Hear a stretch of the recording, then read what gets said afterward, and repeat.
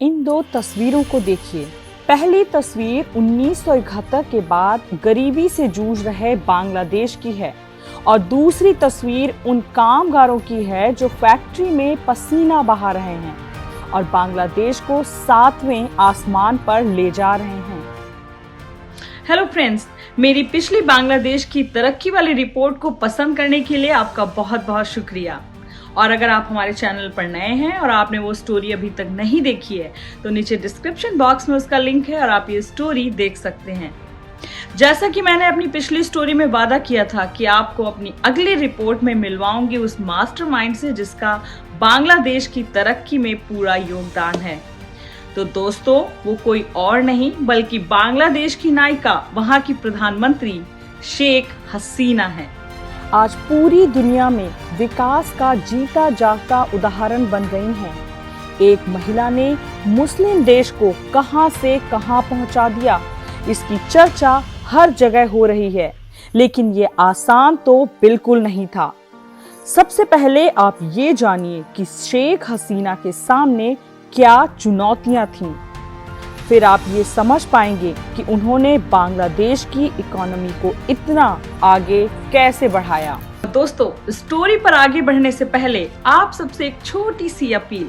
देश के पहले हिंदी इंटरनेशनल न्यूज के डिजिटल प्लेटफॉर्म को लाइक और सब्सक्राइब करना ना भूलें। और आइए आप बढ़ते हैं अपनी अगली स्टोरी पर। 1971 में बिखरा हुआ बांग्लादेश आजाद हुआ था। वहां कोई इन्वेस्ट नहीं करना चाहता था। कोई बड़ी कंपनी बांग्लादेश का रुख नहीं करना चाह रही थी। कट्टरवाद ने देश का बुरा हाल कर रखा था।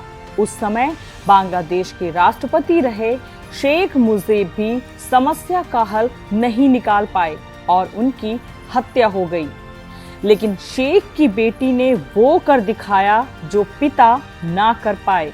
तो दोस्तों, मैं अमेरिका में रहती हूँ और यहीं से आपके लिए स्टोरीज भेजती हूँ। यकीन मानिए, पिछले कुछ सालों में अमेरिका का नजरिया बांग्लादेश के लिए बदला है।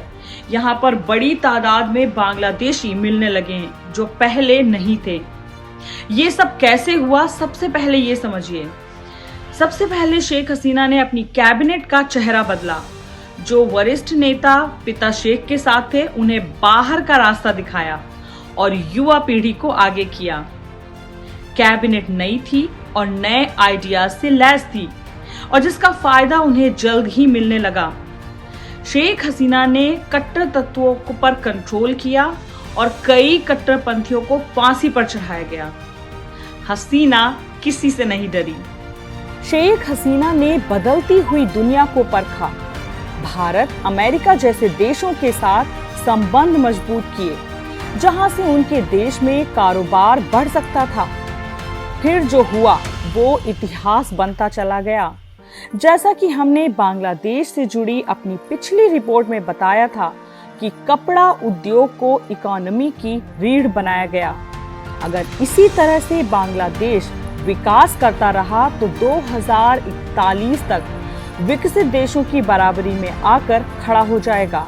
करीब एक दशक तक बांग्लादेश जैसे देश ने 7% से ऊपर तक की विकास दर को मेंटेन कर रखा है, जिस वजह से वो पाकिस्तान से काफी आगे निकल गया। कई मायनों में तो इंडिया से भी आगे है। और जाने माने इकोनॉमिस्ट कौशिक बसु ने एक बार तो ट्विटर पर बांग्लादेश की तारीफ के कसीदे पढ़ दिए और भारत को आगाह किया कि अब ज्यादा ताकत लगाने की जरूरत है। बांग्लादेश में फॉरेन इन्वेस्टमेंट भी लगातार बढ़ता जा रहा है। बांग्लादेश की अर्थव्यवस्था में वहां के गारमेंट उद्योग का बड़ा हाथ है, जिसमें 70% से ज्यादा महिलाएं काम करती हैं और इससे दुगना फायदा होता है। घर में कमाने वाले 2 लोग हो जाते हैं और खर्च की कैपेसिटी भी बढ़ जाती है। शेख हसीना ग्रोथ प्लान के साथ आगे बढ़ रही हैं, जिसने देश को स्टेबिलिटी दी है। उनका टारगेट डेवलप्ड देशों की कतार में शामिल होना है। अगर शेख हसीना की सरकार इसी तरह से आतंकी तत्वों को पनपने ना दे और भारत और अमेरिका जैसे देशों के साथ रिश्ते मजबूत रखे तो उनका ये सपना जल्द ही सच साबित होगा। मैं हूँ पूजा सिंह भदूला। मैं हूँ उर्वशी गौट।